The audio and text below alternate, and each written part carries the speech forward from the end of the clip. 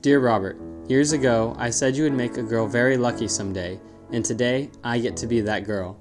I am so honored and excited to marry you, the most honest, loving, godly man I have ever met. I thank God he sent you to me and makes you so forgiving of all my faults.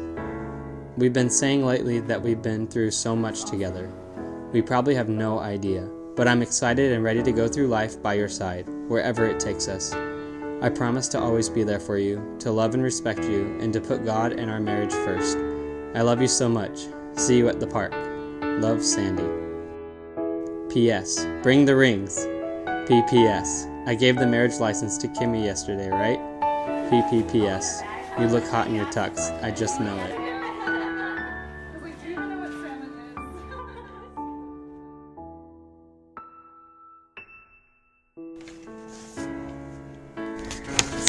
Sandy, this is it. Today is the day of all days, the beginning of the rest of our lives. From the minute we were born, we have been taking steps down our separate paths until this moment. Today we start the adventure anew on our path. I am so happy and grateful that God has brought you into my life and that has allowed our love to grow and blossom in the past few years. You are everything I have prayed God would give me and then some.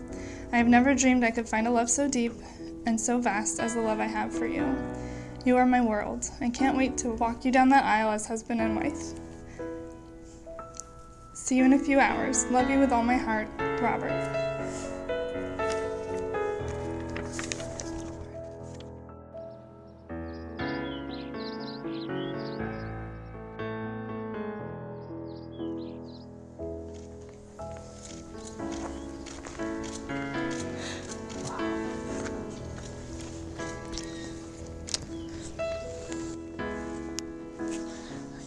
Good.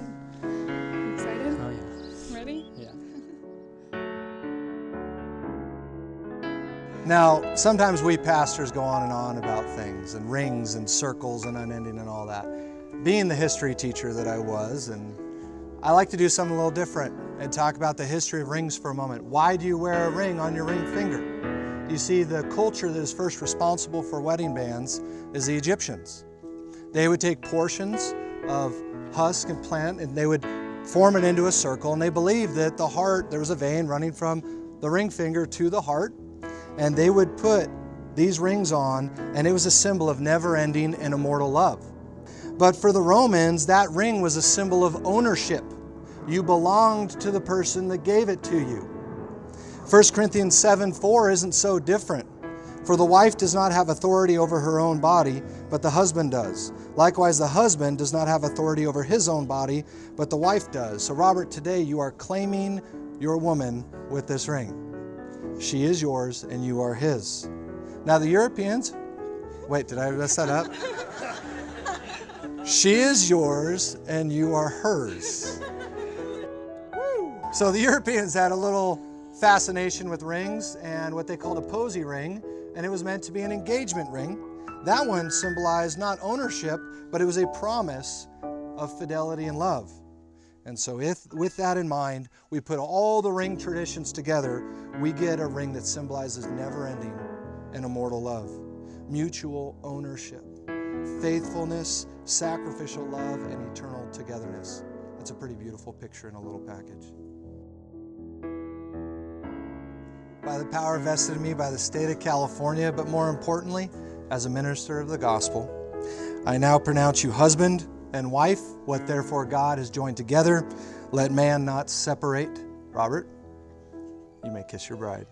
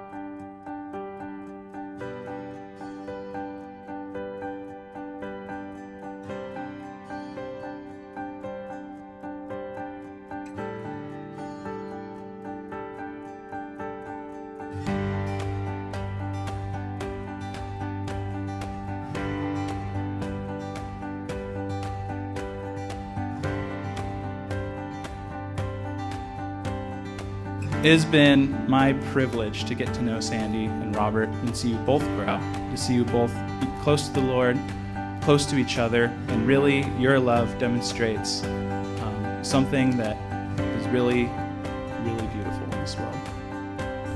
Your love and your commitment is inspirational to us all. When I finally got to meet the infamous Robert on the East Coast, I knew he was the one. Thanks for all the free Genius Bar support, and thank you in advance for opening your home to me when I visit California. You've chosen such a wonderful woman to be your wife, and Sandy, I couldn't have envisioned you spending your life with a better man. You make Sandy happier than I've ever seen her.